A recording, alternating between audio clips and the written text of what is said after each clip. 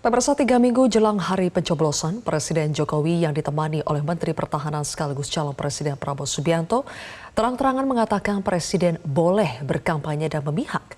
Padahal selama ini Presiden Jokowi kerap mewanti-wanti agar jajaran di bawahnya seperti PLT Kepala Daerah, TNI Polri, aparatur sipil negara untuk netral.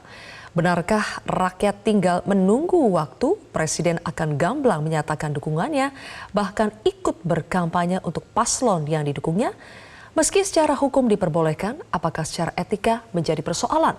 Inilah yang akan kami bahas bersama dengan Wakil Ketua TKN Prabowo Gibran, Habibur Rahman, kemudian Ketua DPP PD Perjuangan Andreas Hugo Parera, Pakar Hukum Tata Negara Bivitri Susanti, kemudian juga ada kritikus politik yang hadir di studio, Faisal Assegaf. Selamat malam Bang Habib, Mbak Bibi, Bang Andreas, dan juga Bang Faisal. Selamat malam. Iya, selamat malam. Oke. Baik, waalaikumsalam. Saya ingin memulainya dengan sekali lagi memutarkan pernyataan dari Presiden Jokowi, terutama di bagian ujungnya ya. Coba kita putarkan lagi. Bahwa pemerintah daerah, pemerintah provinsi, pemerintah kabupaten, pemerintah kota, pemerintah pusat, semua harus netral.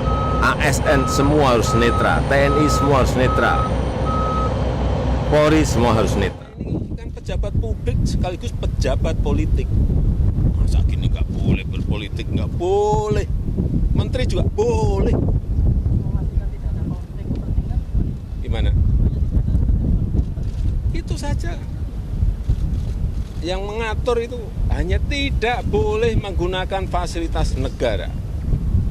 Itu aja. Gimana? Ya saya mau tanya, memihak enggak? Jokowi balik bertanya Bang Habib, kira-kira saya berpihak nggak? Menurut Bang Habib?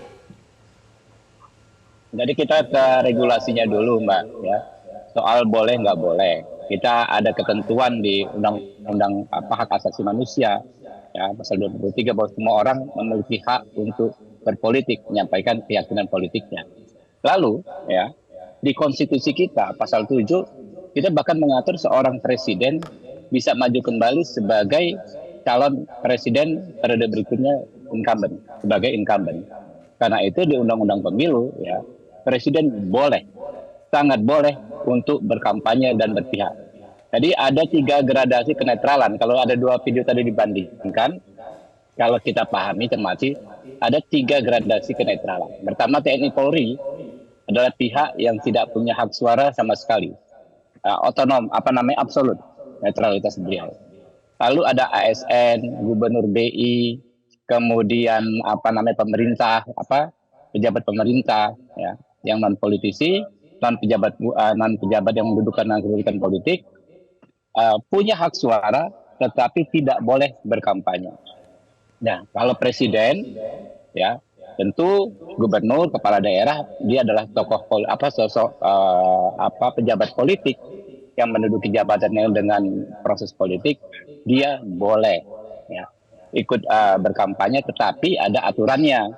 Aturannya, ya, misalnya diatur di pasal 281, harus tidak boleh menggunakan fasilitas negara, harus cuti. Kemudian juga ada pasal 457, ya, di undang-undang yang sama yang mengatakan presiden tidak boleh membuat kebijakan yang menguntungkan atau merugikan salah satu paslon. Jadi dasar hukum, dasar konstitusi, dasar hukum maupun etikanya jelas sangat boleh berpihak, tetapi ada rambunya. Iya, ini pasalnya juga sudah kami tampilkan, Bang Habib. Negara, ya, tidak boleh juga membuat kebijakan yang menguntungkan atau merugikan salah satu pasangan calon. Kurang lebih begitu. Sekarang boleh balik ke pertanyaan saya, Bang Habib. Menurut Bang Habib, Pak Jokowi atau Presiden Jokowi berpihak tidak? Ya, kalau sejauh ini saya belum melihat keberpihakannya. Walaupun kita, ya, kalau berpihak nggak ada masalah, ya. Kalaupun dia nanti ikut kampanye, bagaimana dulu di bulan Juni misalnya teman-teman PDI Perjuangan mengatakan Pak Jokowi pada waktunya akan berkampanye untuk Pak Ganjar. Ya, nggak ada masalah juga saat itu bagi kami, gitu. Oke, boleh berkampanye asal cuti, asal tidak menggunakan fasilitas negara, tapi ketika Presiden bilang boleh berpihak, batasan berpihak itu sampai mana ya menurut Bang Habib? Jadi kita ada yang namanya regulasi, Mas. Adanya aturan. Ada juga yang namanya penegak aturan, yaitu Bawaslu. Regulasinya jelas ya, pasal-pasalnya jelas. Pasal 281 ya, pejabat yang boleh ikut kampanye atau tidak ya kan, pasal 283, pasal 282, pasal 457 itu teks ya maupun konteks pasal-pasal tersebut jelas, tinggal dibaca ya. Tidak boleh menggunakan atribusi di kekuasaannya untuk keuntungan dirinya atau paslon tertentu ya. Baik. Tapi kalau untuk menilainya, Mbak Zulfi, kalau melihat ada yang kita duga melanggar, ya, kita boleh melaporkan ke yang namanya Badan Pengawas Pemilu. Nanti Badan Pengawas Pemilu punya perangkat ya untuk memeriksa, untuk mengadili, untuk membuat putusan apakah tindakan yang diduga tadi memenuhi rumusan pelanggaran deliknya, pelanggaran aturannya. Oke, sekarang saya pindah ke Mbak Bibip ya. Daripada suruh membaca, mendingan saya tanya langsung nih ke pakar hukum tata negaranya. Mbak Bibip, oke, memang secara aturan katanya ada memang aturannya bahwa presiden itu boleh ikut berkampanye. Karena itu saya tidak tanyakan lagi. Sebetulnya yang ingin kami tanyakan lebih lanjut adalah pada praktiknya mungkinkah keberpihakan presiden kepada salah satu paslon dilakukan tanpa menyalahgunakan kekuasaan, tanpa abuse of power? Baik, jadi kita memang harus membedakan dulu secara ketat antara keberpihakan dengan berkampanye. Keberpihakan itu saya kira kita semua makhluk politik, tak terkecuali presiden, akan ada keberpihakan, itu wajar. Dia nanti memilih pasti karena itu hak pilihnya dia. Tapi berkampanye itu lain soal. Nah, pertanyaannya sekarang kalau misalnya kita pakai pasal 281 ya yang berkali-kali disebut-sebut soal cuti dan lain sebagainya, dalam sebuah jabatan hukum tata negara, jabatan presiden itu pun dia cuti, dia akan tetap melekatkan padanya fasilitas negara. Misalnya pas pampres, sesederhana itu. Nggak mungkin ada presiden cuti pun kemudian tidak ada pas pampresnya. Itu nggak mungkin karena itu sudah protokol standar. Artinya memang tidak dibuatkan suatu skema yang khusus mengenai presiden karena posisinya yang memang akan selalu mengandung benturan kepentingan. Tapi memang ada pasal 299 misalnya yang bilang presiden boleh aja sih kampanye. Tapi konteksnya adalah kalau dia menjadi petahana. Seperti Pak Jokowi waktu tahun 2019. Nah, jadi konteks pasal itu harus dibaca dengan baik gitu. Dan konstruksi hukum dalam Undang-Undang 7 2017 Undang-Undang Pemilu itu juga harus dipahami dengan baik. Sekali lagi, keberpihakan dan berkampanye aktif itu sangat berbeda. Dan kita bisa perdebatkan lagi. Fasilitasnya itu hanya soal gedung ya misalnya dan lain sebagainya, tapi hal-hal yang bahkan seremeh-temeh pas pampres dan ajudan dan lain sebagainya harus juga dihitung sebagai fasilitas negara. Jadi memang dalam dirinya sendiri presiden tidak bisa tuh dalam posisi dia boleh berkampanye harusnya. Jadi secara etik kalau kita lihat dari negara-negara lain dengan sistem presidensil, biasanya memang tidak ada kampanye langsung. Dukungan pasti ada ya karena dia makhluk politik. Tapi berkampanye itu memang biasanya tidak dilakukan dalam kapasitas sebagai presiden. Nah, cuma di sini kerepotan ini semuanya timbul karena ada benturan kepentingan antara Pak Jokowi dengan anaknya sendiri, Gibran. Jadi saya kira itu sebenarnya yang membuat kita... Balik lagi ke dalam koridor aturan hukum ya. Jadi Mbak Bibip tadi mengatakan bahwa sebetulnya kalau konteksnya itu, Presiden boleh berkampanye ketika dia masih menjadi petahana. Kalau sekarang kan Presiden Jokowi bukan petahana lagi, jadi artinya secara singkat boleh berkampanye atau tidak? Jadi gini kita harus konstruksinya soalnya harus lebih jelas Mbak, namanya hukum nggak bisa dijadikan satu sih. Jadi gini, konstruksi hukumnya ada pasal 281 kampanye pemilu yang mengikut sertakan presiden. Jadi kalau presiden hadir misalnya dia boleh, nah itu dibilang dia tidak boleh menggunakan fasilitas dalam jabatannya. Jadi kalau dia ikut serta dalam sebuah kampanye akbar misalnya, dia boleh datang tapi dia nggak boleh pakai fasilitas apapun. Tapi kalau kampanye sendiri dia tiba-tiba ngomong, itu tidak boleh. Oh, oke. Baik. Mbak Bibip dan juga narasumber yang lain, kami mohon maaf kita harus jeda terlebih dahulu untuk mengikuti azan maghrib ya. Nanti kita akan sambung kembali, tetaplah bersama kami pemirsa. Baik, pemirsa, kembali lagi di Prime Time News. Tadi kita sudah membahas dari aspek hukumnya, sekarang saya ingin masuk ke aspek politiknya. Bang Andreas, menurut Anda ketika Presiden Jokowi mengatakan bahwa Presiden boleh berkampanye, Presiden boleh memihak, itu masih sinyal bahwa Presiden suatu saat akan melakukannya, atau Presiden sudah declare akan berkampanye buat Prabowo Gibran?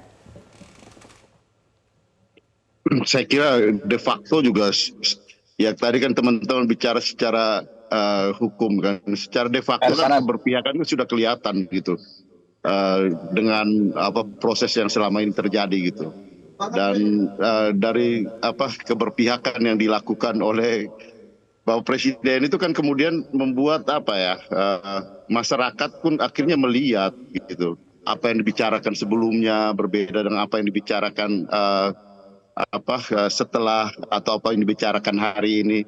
Ya akhirnya masyarakat bisa menilai bagaimana Bapak Presiden kita yang juga adalah bukan hanya kepala eksekutif, tapi juga dia adalah kepala negara yang harus mengayomi semua, termasuk mengayomi calon presiden, paslon-paslon yang sebelumnya dilakukan gitu. Tapi hari ini dia bicara beda lagi gitu. Sehingga secara politis ya saya kira itu adalah tanggung jawab moral dan etik dari seorang presiden, seorang Bapak Jokowi yang juga adalah presiden, kepala eksekutif dan kepala negara. Bang Andreas, kalau kita dengar kan Presiden sebetulnya belum menyatakan dia akan berkampanye. Dia baru mengatakan bahwa Presiden boleh berkampanye. Tapi menurut Anda, Bang Andreas, kenapa sih Presiden harus menegaskan, kami hitung kurang lebih 2 kali dia menegaskan bahwa kepala negara itu boleh berkampanye dan memihak. Kenapa harus ditegaskan? Ya kan secara tidak langsung kan membolehkan dirinya sendiri gitu kan. Artinya yang presiden siapa, yang bicara siapa gitu kan. Jadi di sini kan ya seolah-olah ya saya ya punya kewenangan untuk membicarakan untuk diri saya gitu. Nah ini kan semua orang lihat gitu. Artinya semua masyarakat bangsa ini lihat. Ya tadi mungkin dengar nasihat itu dari Bung Habibur Rahman gitu kan, bahwa ini boleh. Jadi saya boleh bicara apa saja yang saya mau gitu, yang bisa ya menguntungkan diri saya dan yang saya dukung. Kurang lebih seperti itu jadi kelihatannya. Sedikit ya ke Bang Habib sebelum ke Bang Faisal. Bang Habib, tadi dari TKN Prabowo Gibran itu mencoba mengklarifikasi bahwa yang disampaikan oleh Presiden Jokowi itu pernyataan saja bahwa Presiden boleh berkampanye, tapi belum tentu Presiden akan berkampanye. Kenapa harus disampaikan, diklarifikasi seperti itu Bang Habib? Bukankah sudah jelas bahwa Presiden mungkin belum berkampanye, tapi sudah berpihak? Ya, tentu ya. Tadi kan ada Mbak Mutia Fitz, yang kebetulan hadir di di airport itu kalau nggak salah kan, ada gambar pesawat itu, lalu menyampaikan konteksnya. Tapi kami bukan mengklarifikasi bahwa Presiden tidak boleh berkampanye, ya. Kami menyampaikan apa adanya bahwa hingga saat ini, ya, Presiden memang belum menyatakan secara resmi akan berkampanye kapan. Itu kan kami perlu sampaikan juga, dan kami, walaupun secara manusiawi kami tentu sangat berharap. Saya sendiri pribadi sangat berharap Pak Jokowi speak up, ngomong, ya kan, saya dukung Pak Prabowo ya sebagai warga negara yang ingin hal-hal baik di zamannya dilanjutkan, ya kan, sebagaimana dulu Obama mengkampanyekan Hillary Clinton di Amerika Serikat. Saya sih pribadi pengennya begitu, tetapi kami menghormati sikap Pak Jokowi yang belum menyatakan hal tersebut. Jadi kami sabar menanti, sabar menunggu. Kalau toh nanti akan ada pernyataan resmi dari Pak Jokowi bahwa beliau akan mendukung Pak Prabowo, ya alhamdulillah. Baik, gitu. Pertanyaan selanjutnya begini ya, saya ke Bang Faisal. Sorry, saya ini kan, sebenarnya kan Pak Jokowi itu udah berkampanye kan, ya, beberapa kali di media ini kampanye untuk apa?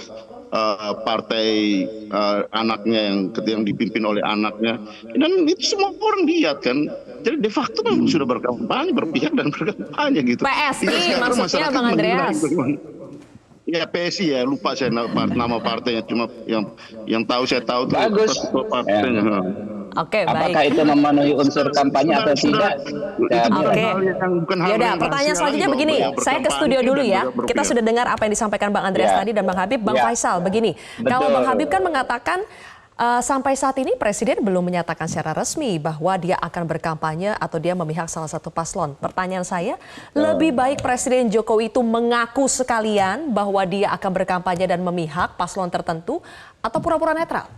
Ya, sebenarnya kalau memahami Pak Jokowi ini kan rakyat sudah matang tahu. Ada dua kata yang bisa menjelaskan, gerak dan isyarat. Jadi sebelum dia berbicara apapun, kan pergerakan-pergerakan politiknya memang sudah menyeret simbol-simbol negara.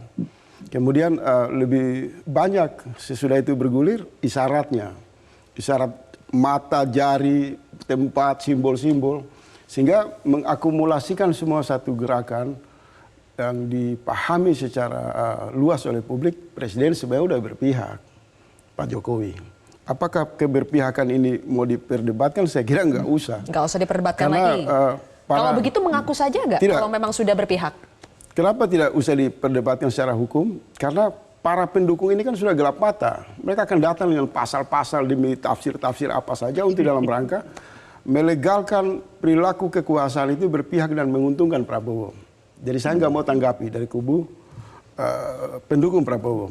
Tetapi dalam konteks ruang politik negara yang mesti banyak pihak berbicara bahwa ketika semua pejabat negara terlibat di dalam pertarungan demokrasi ini, di mana dua menteri strategi menjadi calon kandidat, wakil dan calon presiden, maka positioning Jokowi itu harus hadir dalam politik negara. Politik negara itu kan menjaga persatuan nasional, punya daya pancar ideologi yang kuat, Pancasila. Setidaknya merujuk kepada bagaimana rakyat yang dipimpin oleh sikap yang bijaksana, hikmat kebijaksanaan. Sehingga selaku kepala negara, Jokowi memberikan keteladanan kepada rakyat bahwa demokrasi ini tidak dalam rangka untuk menghancur masa depan generasi bangsa, masa depan bangsa ini. Terlebih eskalasi ini kan tinggi sekali. Ucapan Jokowi mengatakan akan terlibat dan berpihak itu kan sehari sesudah Pak Mahfud melemparkan bola panas. Dan sebelumnya itu kan juga muncul kan prasangka-prasangka, tuduhan, protes-protes terhadap ketakutan pemilu curang. Ini semua menjadi blunder. Nah, kalau saya sebagai rakyat walaupun banyak mengkritik Jokowi, tapi juga memberi harapan. Jokowi tidak hadir dalam kapasitas presiden, tapi sebagai kepala negara. Sebagai kepala negara, ruang politik negara itu dibuka. Sehingga demokrasi yang kita konsolidasikan, apapun yang namanya keberpihakan itu bisa dihindari dalam rangka menjaga semangat kebersamaan. Terlebih, Pak Jokowi itu kan sudah menghadirkan 3 kandidat di istana, makan siang. Makan siang bersama. Itu kan ciri-ciri politik negara yang bagus. Ada political will yang menyejukkan ruang demokrasi. Tetapi per hari ini saya boleh mengatakan, ini sudah satu puncak politik kegilaan yang lepas kendali, satu semacam luapan hati dari dalamnya dinasti politik yang membara. Sehingga langkah-langkah Jokowi yang terakhir ini saya lihat sudah kehilangan. Dampaknya apa nanti kepada pemilu, kepada bangsa kita? Kalau kita menghitung semua konsolidasi dari berbagai aspek, ini ujungnya bisa chaos. Karena penyampaian pernyataan pers oleh Jokowi itu, menurut saya itu bukan kebetulan. Itu diatur. Itu hadir di salah satu markas militer, simbol-simbol militer di sana. Ini kan menarik memori orang lagi, membangkitkan ingatan trauma publik terhadap agenda 3 periode. Bisa jadi ucapan-ucapan ini dalam rangka memicu percepatan kekacauan, pemilunya jadi hancur-hancuran, dan hasilnya Jokowi melanggengkan kekuasaan. Sebab harus diingat, hampir semua pengamat, guru besar yang saya cermati, mereka melihat kepanikan Jokowi menunjukkan sikap keberpihakan lewat hari ini, hari per hari ini, itu karena turunnya daya dukung Prabowo, elektabilitasnya. Bahkan sudah sampai ke 36%. Jadi target satu putaran gagal, kemudian Jokowi melihat ini ancaman. Maka skenario berikut yang sudah disiapkan akan dimainkan. Ya udahlah, bikin gaduh aja. Pak Mahfud sudah terlibat, Menhannya terlibat, menteri-menterinya sudah masuk amburadul. Ya presiden masih bikin tambah hancur dengan memberi simbol. Dekret keluar ya TNI ambil alih situasi. Mungkin ini semua analisanya begitu ya. Coba saya tanya dulu ke Bang Andreas. Bang Andreas, Anda sepakat tidak bahwa ada sesuatu yang urgent sampai Presiden harus menyatakan itu sekarang, 3 minggu jelang pemilu. Apakah ada hubungannya dengan angka survei yang menurut sejumlah survei, angka survei Pak Prabowo Gibran itu belum mencapai 50%, belum memenuhi satu putaran?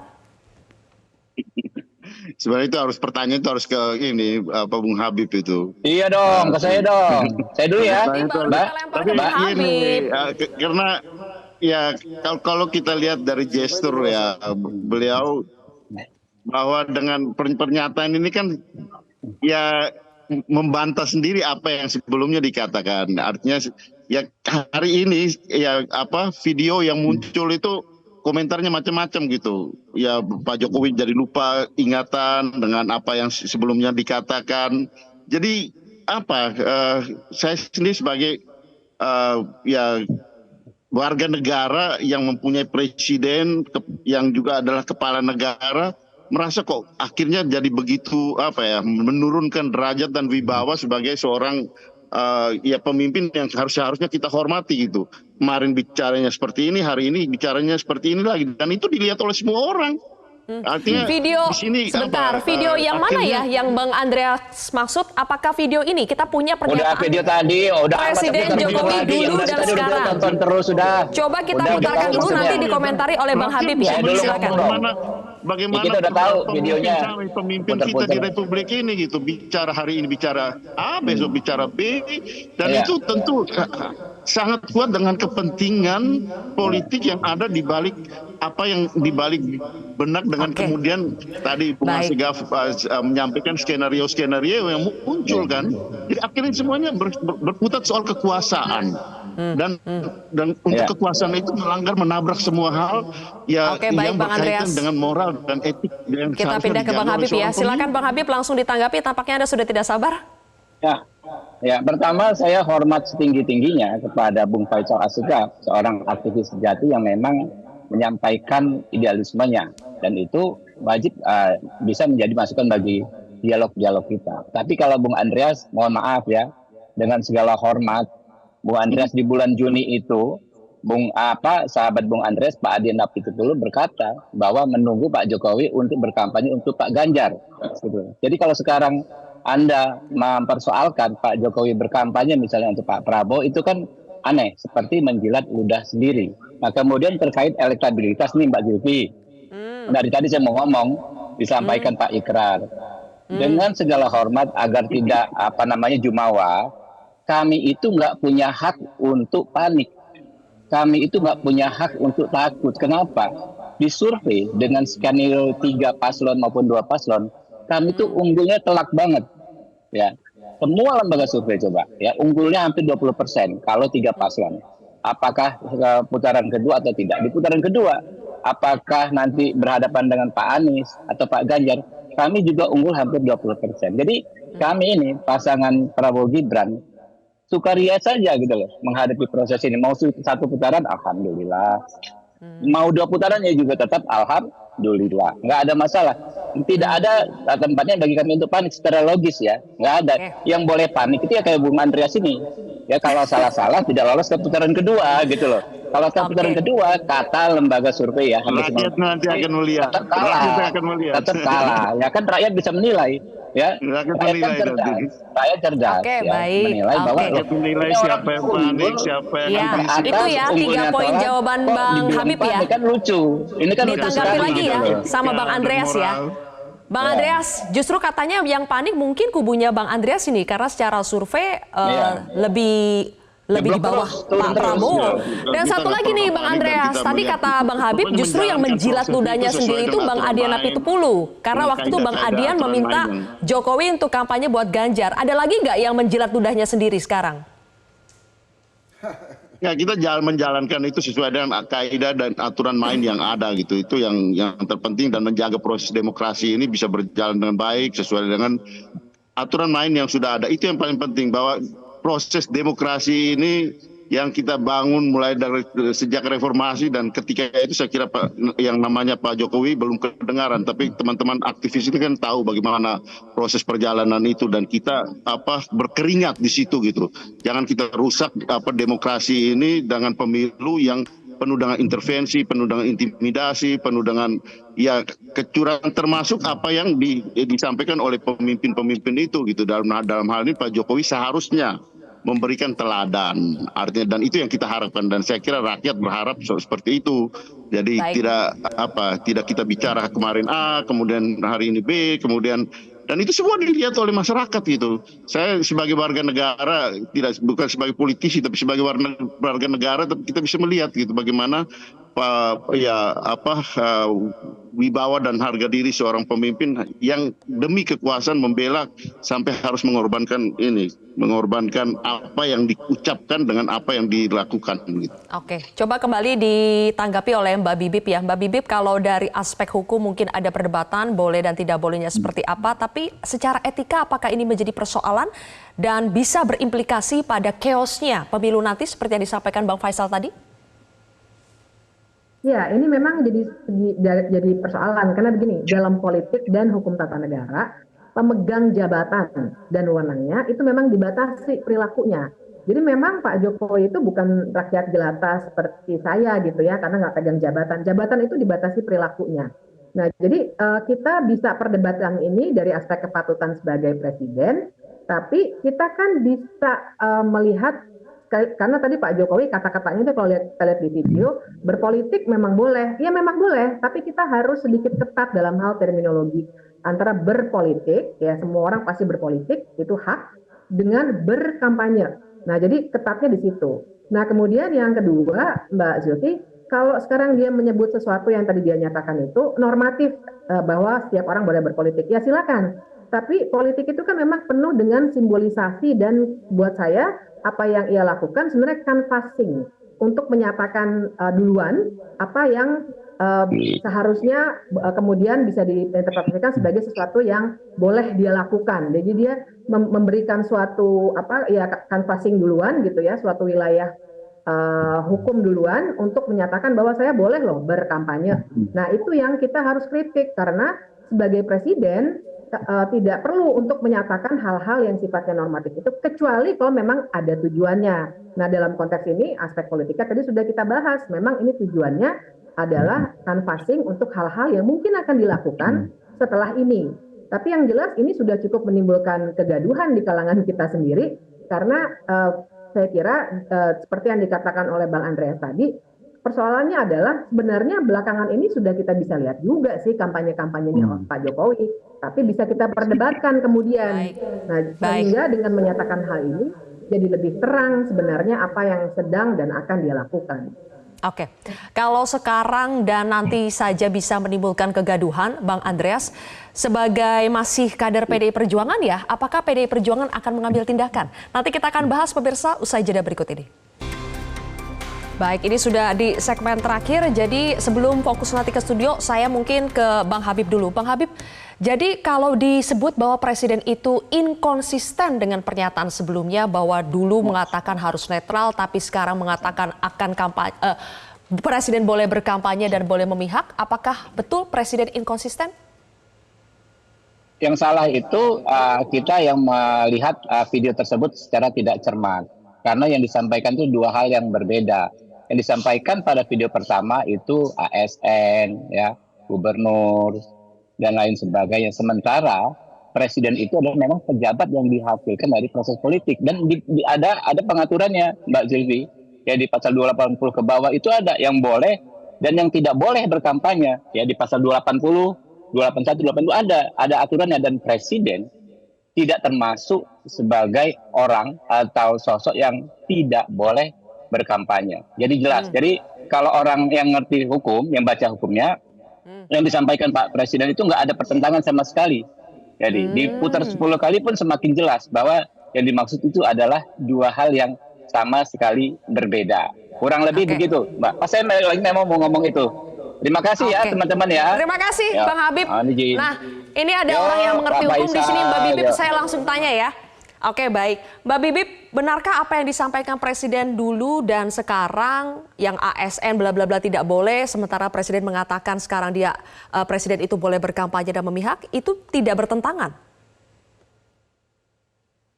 Bertentangan, menurut saya ini menunjukkan suatu perubahan sikap ya, dan mungkin sudah dicek juga kemudian undang-undang pemilunya. Tapi saya mau bilang bahwa kita bisa perdebatkan dari aspek hukum, tapi kan kita melihat pasal itu harus melihat konstruksi undang-undangnya. Jadi dari segi etik itu jelas tidak boleh. Nah, satu lagi sebenarnya Mbak Zulfi, catatan saya adalah mungkin memang ada hal-hal yang tidak terlalu clear diatur dalam undang-undang. Kita harus paham itu juga karena membuat undang-undang itu juga dia akan merekam kejadian yang sudah berlalu empirik. Kejadian yang kita miliki sekarang ini kan baru nih, ada presiden yang punya nepotisme dengan calon presiden yang sedang maju ya, dengan politik dinasti dan lain sebagainya. Situasi baru ini belum ditangkap oleh undang-undang ini. Jadi memang melelahkan kalau kita berdebat pasal. Sehingga kita mesti balikan lagi ke etik dan kita baca konteks politiknya. Bahwa perubahan itu jelas sekali dan buat saya sekali lagi ini adalah simbolisasi bahwa dia akan start untuk melakukan banyak sekali kampanye langsung. Kemarin juga sudah, tapi sekarang barangkali akan lebih jelas untuk kepentingan anaknya yang sedang mencalonkan diri. Kalau itu sangat berbahaya buat demokrasi kita, PDI Perjuangan bisa apa ya, Bang Andreas? Kan Presiden Jokowi bagaimanapun masih kan kader PDI Perjuangan? Saya melihat dengan apa yang disampaikan itu jadi seolah-olah presiden itu bisa berbuat dan berbicara apa saja gitu. Kemarin bisa bicara bahwa kita harus menjaga netralitas, tentu di situ menyangkut dirinya juga gitu kan. Tapi hari ini bisa berbicara lain lagi hanya untuk juga dirinya gitu. Jadi akhirnya rakyat bisa melihat dan menilai gitu apakah ya seorang presiden yang juga adalah kepala negara yang harus memberikan teladan dan contoh pada bangsa dan negara, termasuk juga bagaimana menjaga ketika terjadi katakanlah ada kekosongan aturan main yang harus, dan disitulah wilayahnya etika dan moral yang harus kita jaga, dan disitu adalah pemimpin adalah contoh dan teladan bagi. Berarti PDI Perjuangan menyerahkan saja kepada masyarakat untuk menilainya, begitu Bang Andreas? Tidak akan mengambil tindakan apapun? Jangankan PDI Perjuangan, konstitusi aja ditabrak, aturan main semua ditabrak. Jadi makanya saya katakan bahwa ini semua, kalau begitu. apa yang dia mau dia bisa lakukan, dan itu sudah terjadi. Oke, baik. Saya sekarang ke studio ya. Itu semua di depan mata kita semua, rakyat melihat ya, Mbak Fitri bisa senyum-senyum dan melihat. Tapi apa yang bisa kita buat dengan peristiwa-peristiwa seperti ini gitu? Apa yang bisa kita buat, Bang Faisal? Iya, sebenarnya hancurnya Mahkamah Konstitusi itu bentuk keberpihakan presiden terhadap anaknya. Dan kemudian kan harus ada pembanding ketika presiden mengatakan bahwa pejabat publik bisa berpihak dan kampanye. Ya kita ambil contoh aja Maruf Amin.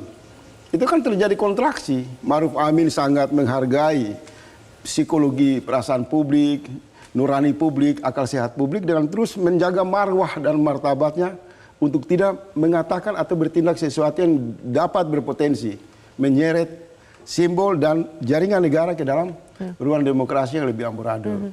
Jadi posisi Maruf Amin yang elegan, yang negarawan, itu sudah bisa merontokkan semua ucapan, tindakan, simbol yang dimainkan hari ini oleh Jokowi. Artinya Jokowi turun kelas, bahkan bisa selevel dengan bupati yang memang selalu ugal-ugalan mengirim pesan-pesan simbolik seolah-olah mereka punya hak untuk cuti, untuk kampanye, untuk ini kan, dan segala macam. Dan harus diingat Mbak Sylvia, hubungan Jokowi yang begitu kental dalam yang disebutkan tadi, nepotisme, karena majunya Gibran, itu merusak seluruh cara pandang publik. Apapun yang dilakukan Jokowi hari ini, terlebih menyeberang pada zona-zona yang lebih merah, melanggar etika, orang akan menyimpulkan Jokowi mengkonsolidasikan seluruh sumber daya negara yang tersedia untuk kepentingan putra mahkota. Kalau begitu, Bang Faisal, itu pesan yang kuat. Bang Faisal dengan kelompok petisi 100, apakah semakin merasa bahwa ini sudah memenuhi kriteria untuk pemakzulan? Itu perlu saya klarifikasi, saya ini nggak anggota petisi 100. Tapi suara usulan terhadap pemakzulan itu kan jawaban yang lebih pasti. Satu-satunya solusi jika kepala negara, presiden bertindak ugal-ugalan, tidak amanah, mohon maaf, menurut versi Tempo dianggap presiden yang berkarakter Pinocchio, tidak bisa dipercaya, maka saluran konstitusi ini kan bisa digunakan pemakzulan. Ini satu usulan biasa saja. Hanya saya kembali lagi, ketika semua orang marah hari ini kepada Jokowi dengan melihat bahwa mobilisasi simbol untuk keberpihakan memenangkan Prabowo dan Gibran, maka ada sosok yang bisa dijelaskan yang tidak demikian, yaitu Ma'ruf Amin. Jadi Pak Jokowi harus belajar Ya, dari Pak Ma'ruf Amin. jadi kita lihat aja, kita pajang Pak Ma'ruf Amin, Pak Jokowi. Dua-dua ini kan sama-sama dipilih rakyat, menjalankan aturan dan konstitusi. Siapa yang lebih buruk, siapa yang lebih bobrok, dan siapa yang lebih baik akan terlihat di ruang publik.